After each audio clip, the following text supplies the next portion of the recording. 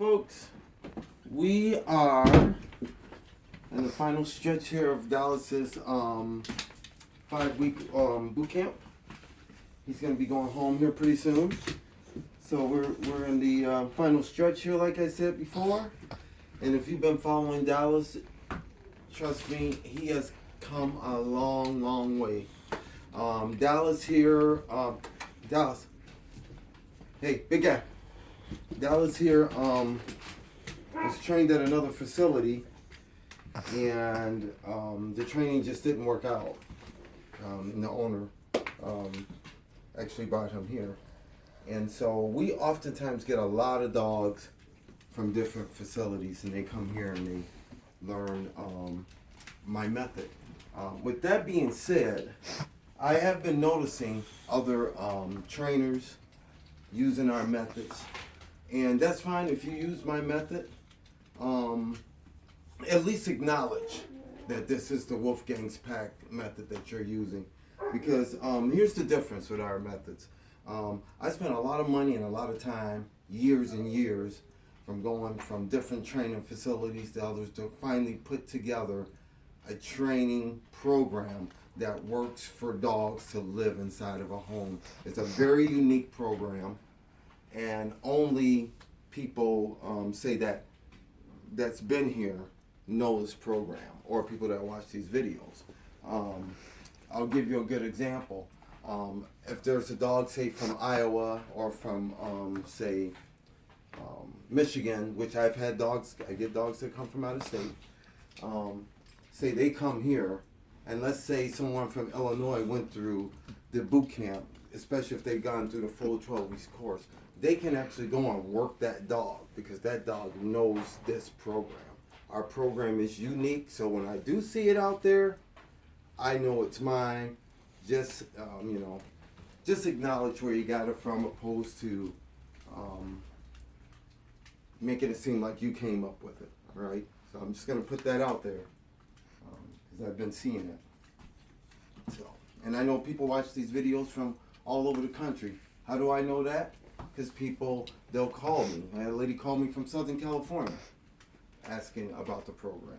So, anyways, we're going to go ahead and get started with Dallas. We're going to go through a series of his hand motions, a series of the come, sit, stay, down, up, around. These are the things we do here, and we do it with our hands.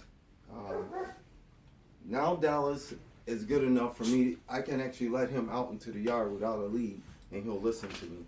And that's what you want your dog to be able to do when they're done with this 5-week course. So I'm gonna get some treats here, and we're gonna get started. Really, we don't even need treats, but it's been a while since I've done treats with him, so it'll be fun to do. Up. Now I gave him the sign up. For all of you that watch our videos, you know what this sign means. And you can see that he's staying. Here's our sign. A dog placement, bad dog. Dog placement. Come around, sit to the side. Okay. And he slowly goes down. Stay. Up, down, Dallas. Dallas has come a long way. Hey, bad dog, down. Come around.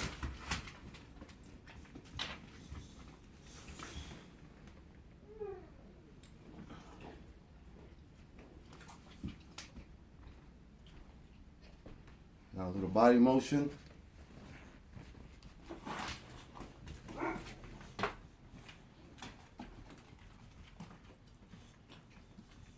This is dog placement. Boy. Now I'm going to walk that way. I'll give him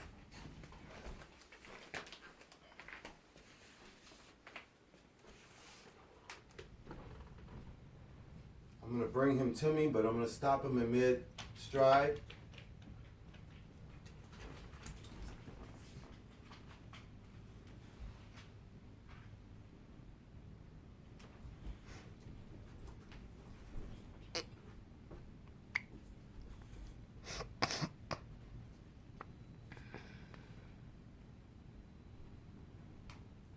A lot of people use a clicker. This is my clicker. So I'm going to bring him in and we're going to do some circles. This is basically prepping him for some off-leash work. Subconsciously training him to go off-leash.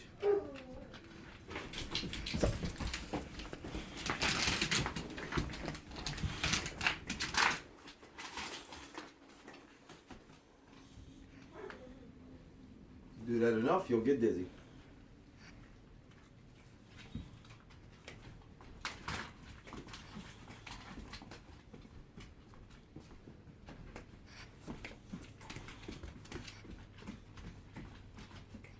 Bad dog, pay attention. Okay. Should be able to bring him with dog placement anywhere I'm at. So we're going to go over here. Okay. Place him. Right there.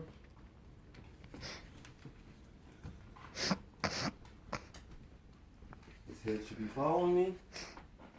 It's all about having your dog's attention, and once your dog does this and you work your dog, this dog will listen to you. You can go outside. We do what we call perimeter training. We don't use shock collars for our dogs to listen to us. We use love and lots of training. So this dog should listen to his handler. See how he's watching me? You don't need a shock collar for that. He should listen to his handler because he knows the commands.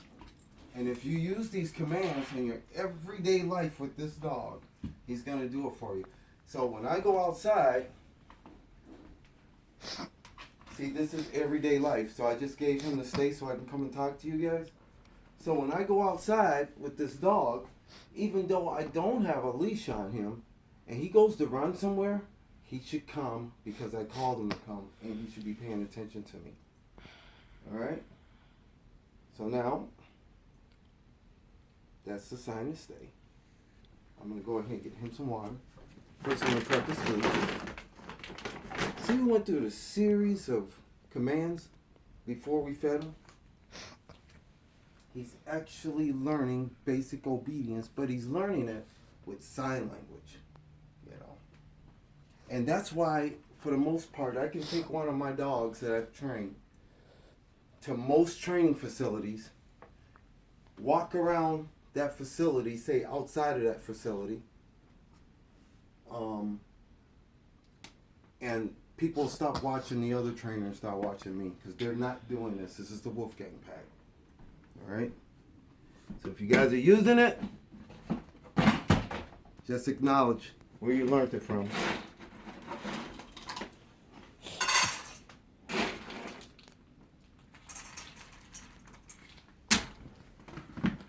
All right.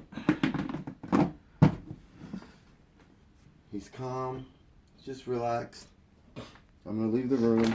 I can actually go make a pot of coffee and that dog will stay there. Dallas is pretty good now. Before, you know, he's all over the place. He didn't want to do certain commands like up. Now he'll do it. He didn't like that command. He'd sneak off and go get his food. Now he'll just sit there and wait.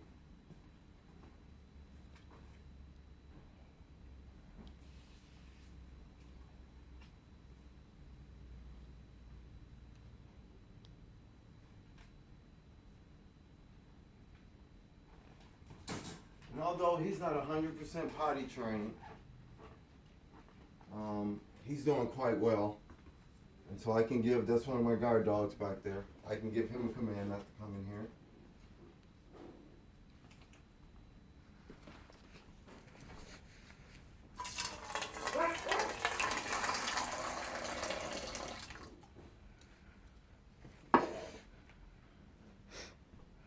I'm going to bring him over here and not to his food.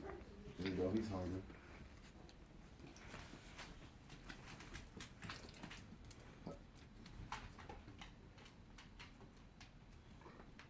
Now I'm going to give him something to eat. And so,